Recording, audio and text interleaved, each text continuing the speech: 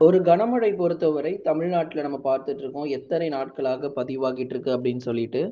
இனி வரக்கூடிய நாட்களிலும் தொடர்ச்சியாக இந்த மழை வாய்ப்புகள் குறைய போறது கிடையாதுங்க. கனமழை ரொம்ப தீவிரமாவே தான் இருக்கும். ஜூன் 10ஆம் தேதி வரைக்கும் இந்த மழை விடாது. அதுக்கப்புறமா தான் படிப்படியாக பகல் நேரங்கள்ல வெயில் வாய்ப்புகள் சற்று நம்ம எதிர்பார்க்கலாம். இப்பவே சில மாவட்டத்தில் கணிசமாக வெயிலுடைய வாய்ப்புகள் ஆங்காங்கே கணிசமா அதிகரிச்சிருந்தாலுமே கூட, இரவு நேரங்கள்ல கனமழை அப்படிங்கிறது ரொம்பவே கொட்டி தீர்த்துக்கிட்டு இருக்கு. இன்று மற்றும் நாளையும் இரவு, நள்ளிரவு நேர மழை பொழிவுகள் அப்படிங்கிறதும் தமிழ்நாட்டுல நம்ம எதிர்பார்க்கலாம். எந்தெந்த மாவட்டங்கள் அப்படின்னு சொல்லி தான் நம்ம பார்க்க போறோம். நீங்க மறக்காம ஒரு லைக் போடுங்க. சப்ஸ்கிரைப் பண்ணி பாருங்க. சப்போர்ட் பண்ணுங்க. ஆகவே நம்ம வட தமிழக கடலோர மாவட்டங்கள், டெல்டா மாவட்டங்கள், சென்னை முதல் புதுக்கோட்டை வரை இருக்கக்கூடிய கடலோர பகுதிகள், சென்னை, திருவள்ளூர், காஞ்சிபுரம், செங்கல்பட்டு, விழுப்புரம், கடலூர், புதுச்சேரி மற்றும் காரைக்கால், கள்ளக்குறிச்சி, கடலூர் இது போன்ற பகுதிகள், அதைத் தொடர்ந்து தஞ்சை, நாகை, திருவாரூர், அரியலூர், பெரம்பலூர், திருச்சி மற்றும் புதுக்கோட்டை உள்ளிட்ட மாவட்டங்களிலும் பெரும்பாலான பகுதிகளில் காலை முதல் மாலை வரை வானம் ஓரளவு மேகமூட்டமாகவும், இரவு நேரங்கள்ல மழை பகுதியாக கனமழைங்கிறது சில இடத்துல எதிர்பார்க்கலாம். நீண்ட நாட்களாக இந்த கடலோர பகுதிகளிலும், டெல்டா பகுதிகளிலும் விட்டு விட்டு கனமழை கடந்த ஒரு வார காலமா நம்ம பார்த்துட்டு இருக்கோம். விட்டு விட்டு கனமழையினுடைய தீவிரம் பதிவாகிட்டே தான் இருக்கு.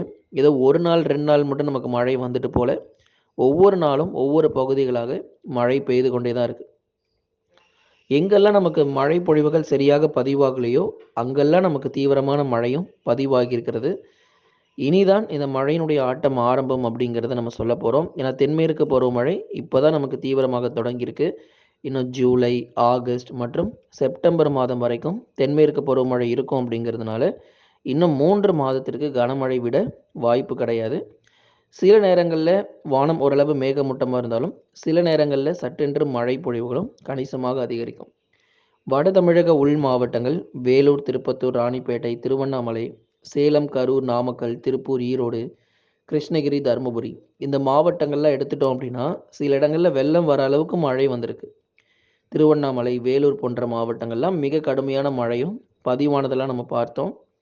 தொடர்ச்சியாக அடுத்து வரக்கூடிய நாட்கள்ல மழையினுடைய தீவிரம் சற்று குறையும். ஏன்னா உள் மாவட்டத்துல இதே மாரி மறுபடியும் ஒரு மிக கனமழைலாம் பார்க்க முடியாது.